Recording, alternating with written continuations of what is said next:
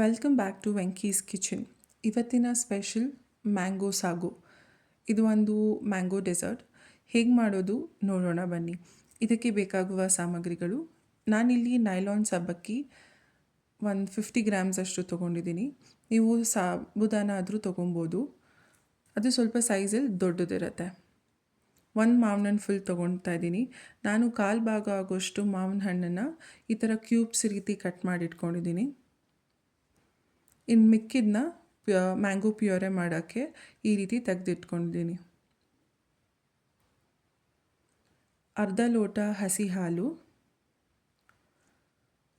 Milk made 2 spoon. ನಿಮ್ಮಲ್ಲಿ milk made ಇಲ್ಲ ಅಂದರೆ ಸಕ್ಕರೆ, ಬೆಲ್ಲ, ಡೇಟ್ ಸಿರಪ್ ಆ ಥರ ಯಾವುದಾದ್ರೂ ಯೂಸ್ ಮಾಡ್ಕೊಬೋದು. ಮೊದಲು ನಾವೇನು ನೈಲಾನ್ ಸಬ್ಬಕ್ಕಿ ತೊಗೊಂಡಿದ್ದೀವಲ್ವ, ಅದನ್ನು ನಾನು ನೀರಲ್ಲಿ ಬೇಯಿಸ್ಕೊತಾ ಇದ್ದೀನಿ. ಸೊ ಒಂದು ಪಾತ್ರೆ ಇಟ್ಟು ಅದಕ್ಕೆ ನೀರು ಹಾಕಿ ಅದು ಸ್ವಲ್ಪ ಬೆಚ್ಚಗಾದಮೇಲೆ ನೈಲಾನ್ ಸಬ್ಬಕ್ಕಿ ಆ್ಯಡ್ ಮಾಡಿದ್ದೀನಿ. ಒಂದು 7 to 8 ಮಿನಿಟ್ಸ್ ಬೇಕು. ಇದು ಚೆನ್ನಾಗಿ ಬೇಯಬೇಕು, ಟ್ರಾನ್ಸ್ಪರೆಂಟ್ ಆಗಬೇಕು. ನೀವು ಸಾಬುದಾನ ಹಾಕಿದ್ರೂ ಸೇಮ್ ಟೇಸ್ಟ್ ಇರುತ್ತೆ, ಬಟ್ ಸೈಜ್ ಮಾತ್ರ ವ್ಯತ್ಯಾಸ ಇರೋದು. ಸಾಬುದಾನ ಸ್ವಲ್ಪ ದೊಡ್ಡದಾಗಿರುತ್ತೆ, ನೈಲಾನ್ ಸಬ್ಬಕ್ಕಿ ಬಂದು ಸ್ವಲ್ಪ ಚಿಕ್ಕದಾಗಿರುತ್ತೆ.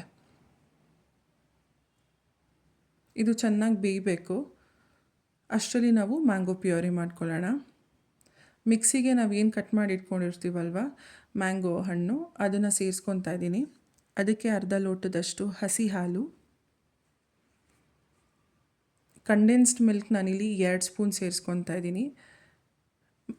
ಅಕಸ್ಮಾತ್ ಏನಾದರೂ ಮ್ಯಾಂಗೋ ಸ್ವಲ್ಪ ಹುಳಿ ಇತ್ತು ಅಥವಾ ಸಿಹಿ ಇಲ್ಲ ಅಂದಾಗ ನೀವು ಟೇಸ್ಟ್ ನೋಡಿಕೊಂಡು ಎಕ್ಸ್ಟ್ರಾ 2 ಸ್ಪೂನ್ ಸೇರಿಸ್ಕೊಬೋದು. 1 ಟರ್ನ್ ತೊಗೊಂಡಿದ್ದೀನಿ ಅಷ್ಟೇ. ಈ ಕನ್ಸಿಸ್ಟೆನ್ಸಿಗೆ ಬಂದಿದೆ, ಇಷ್ಟು ಸಾಕು.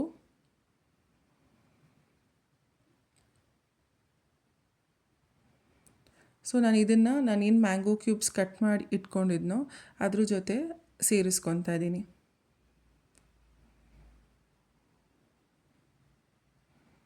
ಸೊ ಅಷ್ಟರಲ್ಲಿ ಈಗ ನೋಡಿ ನೈಲಾನ್ ಸಬ್ಬಕ್ಕಿ ಫುಲ್ ಬೆಂದಿದೆ, ಲೈಕ್ 100% ಬೆಂದಿದೆ. ಈಗ ನೀವು ನೋಡಿದಾಗ ಟ್ರಾನ್ಸ್ಪರೆಂಟ್ ಕಾಣಿಸ್ತಿದೆ ಅಲ್ವಾ, ಈ ರೀತಿ ಆಗಿರಬೇಕು. ನಾನೀಗ ಅದನ್ನು ನೀರನ್ನೆಲ್ಲ ಶೋಧಿಸ್ಕೊತಾ ಇದ್ದೀನಿ.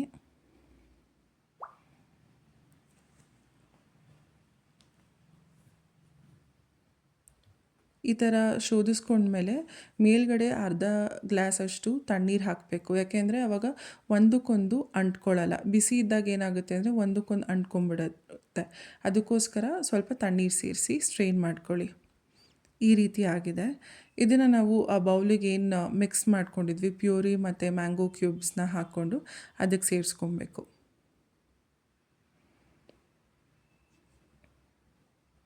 ಈ ಹಂತದಲ್ಲಿ ನೀವು ಟೇಸ್ಟ್ ಮಾಡಿಬಿಟ್ಟು ಇನ್ನೂ ಸ್ವಲ್ಪ ಸಕ್ಕರೆ ಬೇಕು ಅಥವಾ ಇನ್ನೂ ಸ್ವಲ್ಪ ಸಿಹಿ ಹಾಕಬೇಕು ಅಂದರೆ ನೀವು ಹಾಕ್ಕೊಬೋದು. ಇದೆಲ್ಲ ಹಾಕಾದ್ಮೇಲೆ ಚೆನ್ನಾಗಿ ಒಂದು ಮಿಕ್ಸ್ ಮಾಡಿ ಫ್ರಿಜ್ಜಲ್ಲಿ ಒಂದು 15ರಿಂದ 20 ನಿಮಿಷ ಇಡಬೇಕು. ಸೊ ಸ್ವಲ್ಪ ಚಿಲ್ ಆದಮೇಲೆ ತಿನ್ನೋದ್ರಿಂದ ಆ ಟೇಸ್ಟ್ ಇನ್ನೂ ಸ್ವಲ್ಪ ಎನ್ಹ್ಯಾನ್ಸ್ ಆಗಿರುತ್ತೆ.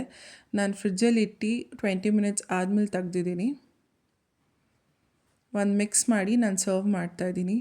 ಟೇಸ್ಟ್ ಅಂತೂ ಎಷ್ಟು ಚೆನ್ನಾಗಿತ್ತು ಅಂದರೆ ಮಾಡಿದ್ದು ಒಂದು 30-35 ಮಿನಿಟ್ಸಲ್ಲಿ ಎಲ್ಲ ಖಾಲಿ. ಇನ್ನೂ ಒಂದು ಸತಿ ಮಾಡಬೇಕು ಅಂತ ಅಂದ್ಕೊಂಡಿದ್ದೀನಿ ನಾಳೆ, ಅಷ್ಟು ಚೆನ್ನಾಗಿತ್ತು. ಟ್ರೈ ಮಾಡಿ.